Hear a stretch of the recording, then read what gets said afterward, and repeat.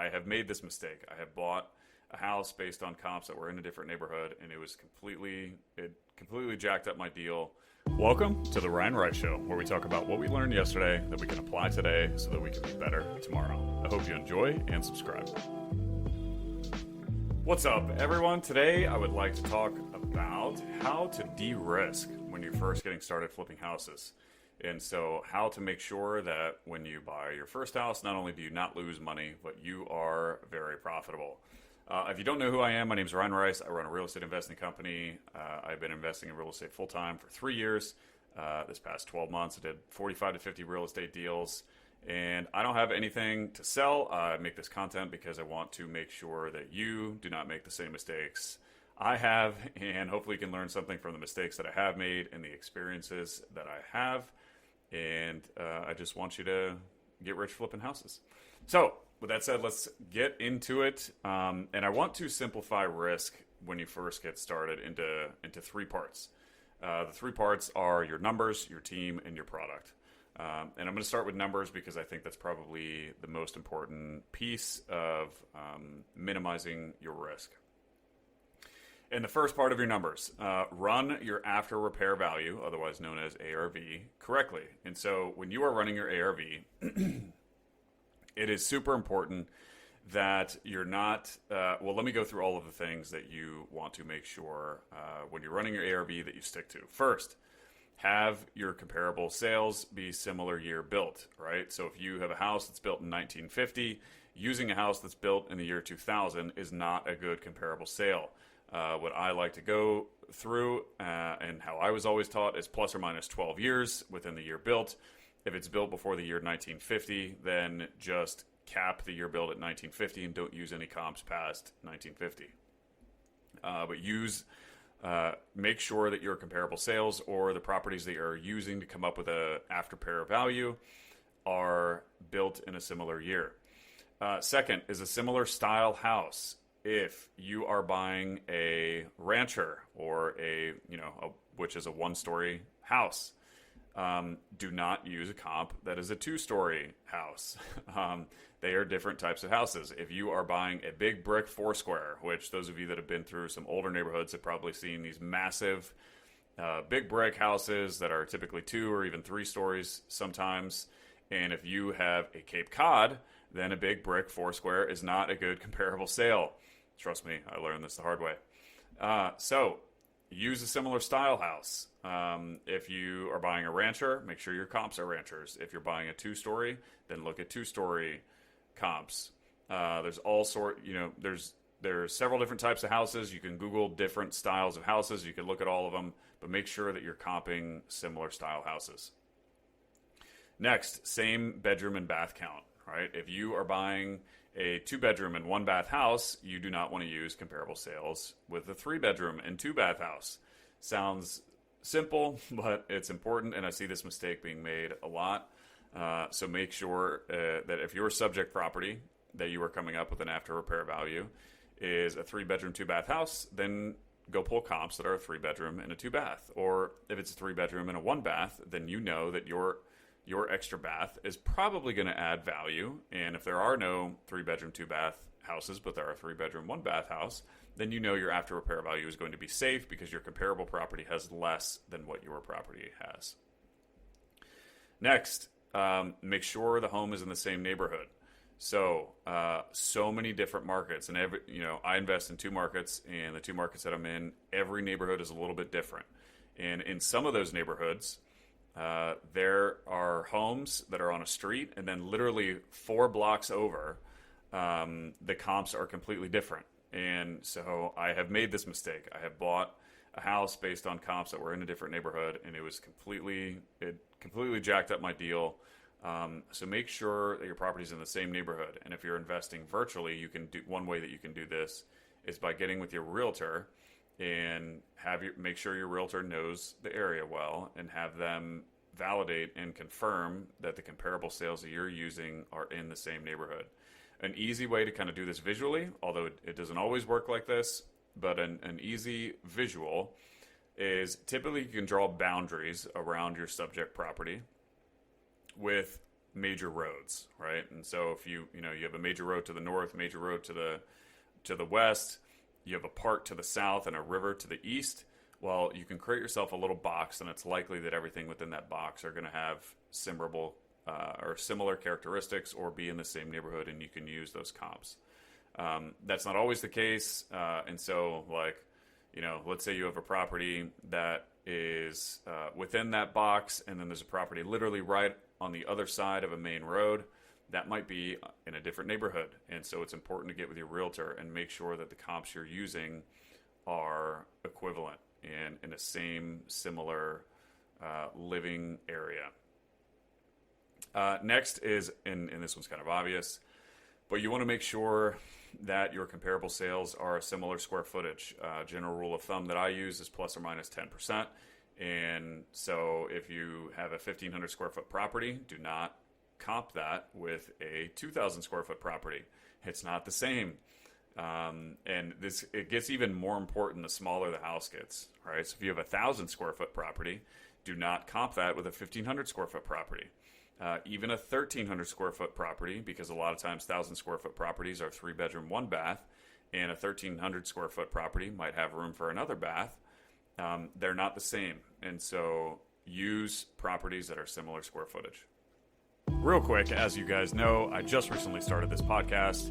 If you could give it a rating with a quick tap of the thumb, that would mean the world to me. And even more importantly, it could help spread the word to a broader audience, which in turn could help change a life. Thank you so much, and let's get back to the show. The next thing from a numbers perspective, so we're moving on past how to run your ARV and which properties to use as comparable sales. Cross-check your ARV. Once you have done everything that we just talked about, cross-check your ARV with either experienced investors or experienced realtors. And how can you tell if they're experienced? Well, if you have realtors, you can look up on Zillow how many sales that they've done in the last 12 months. If you don't know anybody, or if you're networked within your community, then it's not hard to find who's experienced and who's not. But cross-check your ARV with experienced realtors. I made the mistake when I first got started of I didn't have an experienced realtor, and she was still great. But I ended up buying some houses that I ran ARV incorrectly, and I did not cross-check enough with experienced realtors. And had I used an experienced realtor who knew those neighborhoods, that person would have probably told me, like, dude, there's no way that you're going to get this much for your house. And then I could have avoided buying a house that I ran ARV on incorrectly. So use experienced realtors to cross-check your ARV. Next, when you're figuring out how much you can pay for the property, make sure to include all of your numbers and use your numbers correctly. So factor in all of your costs, right? Your project costs are going to include your purchase price, your renovation, your holding costs, which are often overlooked. Holding costs can be things like the insurance required, the insurance you're going to need for your property throughout the duration of the project, utilities, taxes, depending on how long you're going to hold your project. Next is money costs. So you're going to, likely use private money or raise other people's money in order to buy the project, and that money is going to have costs associated. And those costs could be points up front, they could be interest, but you are going to have money costs. Selling costs, this can frequently be missed. And when you go to sell a home, if you're not a licensed realtor and you're going to use a realtor to sell the home, then that is going to cost money, right? There are going to be realtor commissions as well as closing costs that you have to do on the sales side. And then depending on the market, it may be pretty normal in a certain market for a buyer to request seller credits. In other words, if you were in a high interest rate environment, you're going to see a lot more buyers request sellers to pay closing costs in order for stuff like a rate buy down or to minimize the amount of cash that they need to bring to the table. And your experienced realtors can tell you how frequently this is happening. And it's important that when you're buying in these neighborhoods, hey, if it's common in this market where buyers are asking for seller credits right now, you need to know that up front so that you can include that in your numbers. This is a very common thing that's missed, and it's important to factor it in, especially right now. We're December of 2023. Interest rates are coming down, but they're still high. Almost all of my offers I'm getting on my properties right now, they're asking for seller credits. And in those cases, we'll simply counter back and raise it so that the net offer is similar and they're typically accepting, but you still want to run those and factor those costs in. And then profit. You want to make sure that you have enough profit set aside so that, number one, you're making money. Number two, you have room that if something were to go wrong or if something unexpected happens, which is highly likely in this game, then you have a little bit of a buffer to prevent you from losing money. So something I used, it was just 10% of the ARV for my projected profit. And the caveat that I would add in there is that's minimum. And that is if you have a very simple, easy project.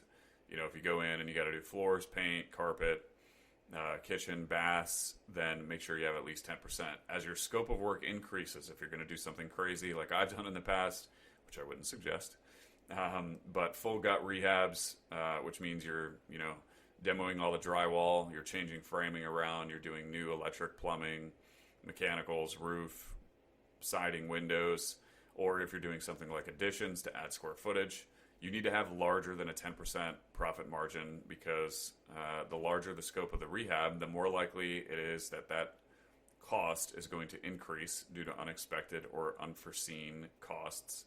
And you want to make sure that those increase or unexpected costs are not going to make you lose money. And so for full gut rehabs, I would suggest anywhere from a 12 to 15% of ARV profit, depending on what the ARV is. But as a general rule, the larger scope of rehab have more profit baked in for when stuff is inevitably going to go wrong. And then your contractor bids, right? And I include this in the numbers section, but it's important that you get at least three contractor bids so that you can compare those three numbers. And not only compare the three numbers, but compare the scope of work. It is highly likely that if you read the details of three different contractor bids, that one contractor might include something in their scope of work that two other contractors missed, and you decide that you want that done, and you need to make sure that's factored into the cost of the contractor that you choose.